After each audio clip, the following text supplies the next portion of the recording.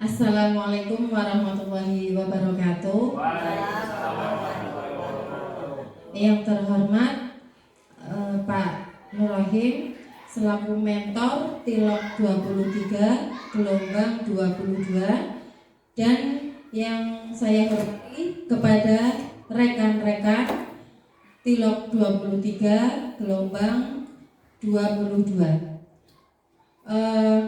Pertama-tama, marilah kita panjatkan puja dan puji syukur kita ke Allah Subhanahu wa Ta'ala yang telah memberikan nikmat kepada kita semua, sehingga pada hari ini kita dapat berkumpul dalam acara seminar orientasi pengenalan nilai dan etika bagi PPPK.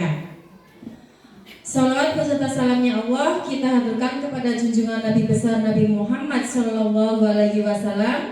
Nabi yang akan kita nantikan syafaatnya besok di hari Yaumul Qiyamah.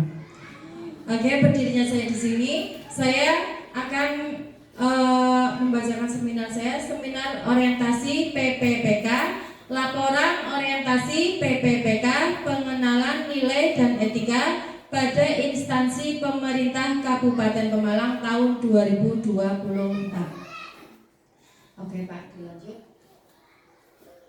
Sebelumnya perkenalkan dulu, nama saya Hevi Misnawati, SPDI, NIPPPK 19881220242412037. Jabatan saya guru ahli pertama, guru pendidikan agama Islam, unit kerja di SDN 02 Mangli. Visi satuan pendidikan sekolah saya yaitu mewujudkan siswa-siswi yang beriman, cerdas, santun, berperilaku unggul dalam prestasi.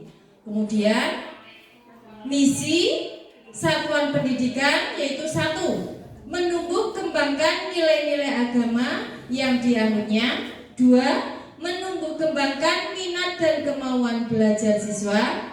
3. Melaksanakan pembelajaran yang efektif.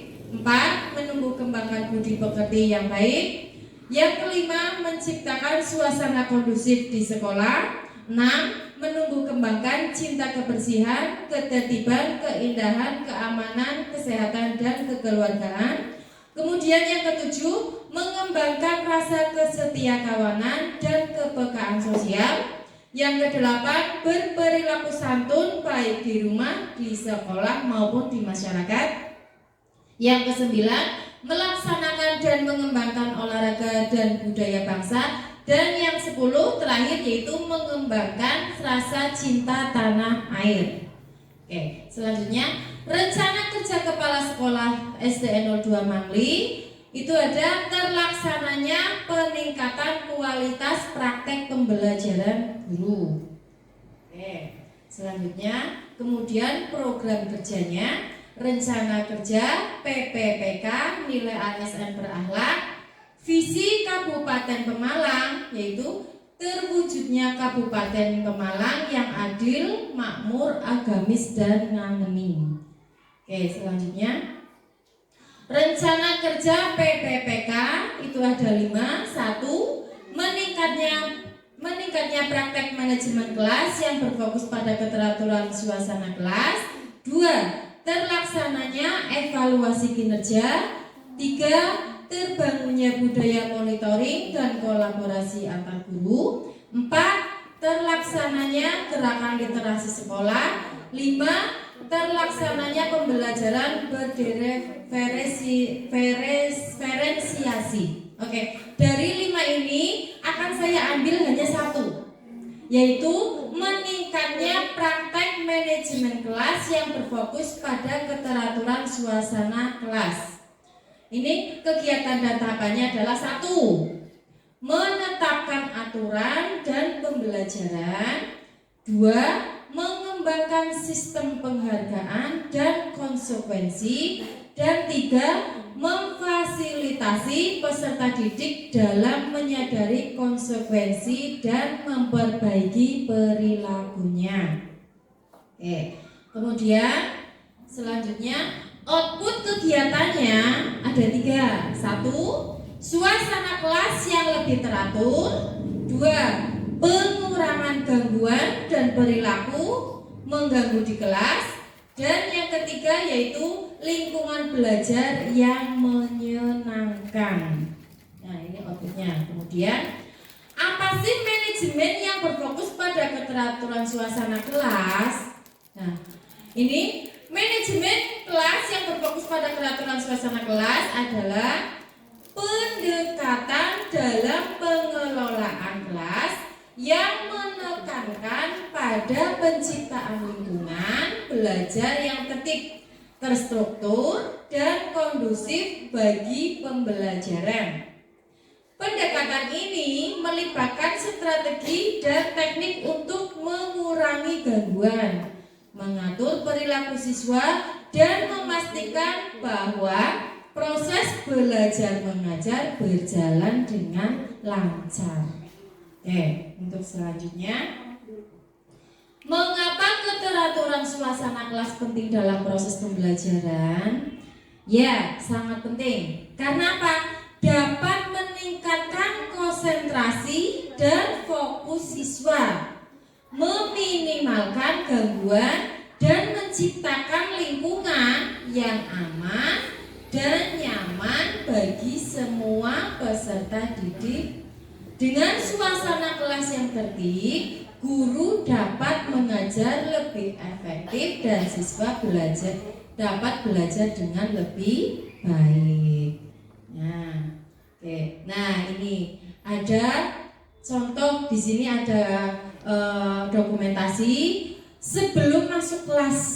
Ini ada sebelum masuk kelas kita mengajarkan anak-anak untuk berjabat tangan dengan ibu gurunya. Oke. Nah, di sini ada kemudian setelah masuk kelas nanti kita berdoa bersama. Nah, kemudian ada lagi.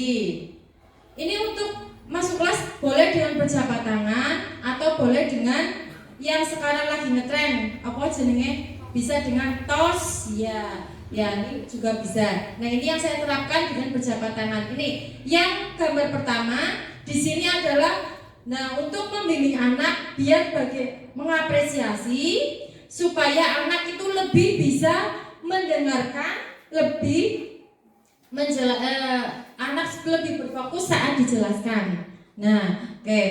Nah, cukup sekian paparan dari saya. Monggo, barangkali ada yang mau bertanya? Silakan. Saya Bu Hepi. Oke, monggo, Pak Hepi. Jadi begini pertanyaannya Bu Hepi. Apa saja hambatan yang dapat mengganggu pembelajaran manajemen kelas yang berfokus pada keteraturan suasana kelas? Oke. Hambatan apa saja? Nah, biasanya hambatannya guys itu banyak.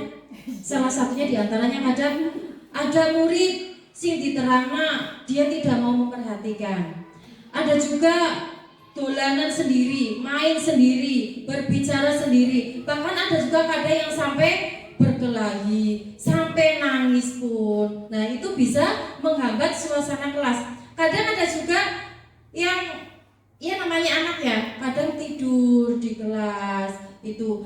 Pokoknya dan lain sebagainya. Apalagi kita sebagai guru SD misalkan ya, di kelas 1 atau di kelas 2 itu kan anak-anaknya masih kecil. Nah, itu sangat butuh bagaimana caranya kita supaya bisa membuat kelas itu menjadi nyaman. Dan kurangnya cahaya juga bisa mempengaruhi, atau mungkin kelas terlalu penuh, terlalu gelap juga bisa mempengaruhi suasana belajarnya. Oke, cukup Pak Heno? Ya, cukup. Terima kasih. Apa ada pertanyaan lain? Oke, untuk boleh saya untuk sedikit bertanya? monggo Pak. Iya. Monggo. Ini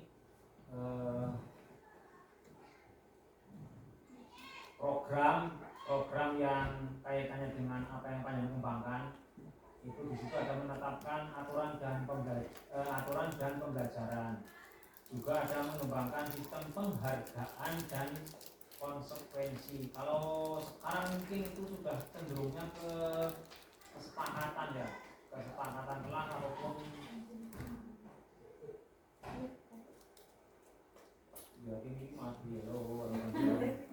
Penghargaan dan konsekuensi lalu memfasilitasi peserta didik dalam menyadari konsekuensi dan memperbaiki perilakunya. Jadi ini jenengan harus action, terutama di berbagai budaya positif ya. Jenengan juga harus memahami juga yang nanti jenengan juga memahami segitiga restitusi. Nanti bisa dibantu, bisa berkolaborasi dengan rekan sejawat. Nah itu nanti karena sekarang itu sistem hukuman ataupun penghargaan dan konsekuensi itu masih konvensional. Nah sekarang sudah modern eranya, jadi jenengan sudah tidak memperlakukan itu lagi. Ya, jenengan kembangkan program jenengan, pastikan jenengan sebagai yang membawa sebuah perubahan terhadap dunia pendidikan, terutama dengan murid-muridnya panjenengan, dan fasilitasi dipastikan jenengan memfasilitasi peserta didik dalam menyadari diri ketika melakukan sesuatu yang tidak sesuai dengan kesepakatan kelas yang sudah disepakati bersama. Ya, itu bentuk daripada konsekuensi. Itu Bu Happy, dan tetap laksanakan program-program yang sudah panjenengan rencanakan dengan konsisten. Siap Pak. Karena dengan konsisten semuanya akan berhasil. Amin, Insya amin, Allah. amin. Ya. Pak. Tetap semangat dan sukses selalu. Amin, amin ya Allah. Matur Terima nuwun kasih. Pak. Nggih. Sama-sama. Oke. Oke. Matur nuwun Pak. Nggih. Oke, terima kasih. Cukup sampai di sini. Apabila ada kesalahan, saya mohon maaf sebesar-besarnya. Wassalamualaikum warahmatullahi wabarakatuh.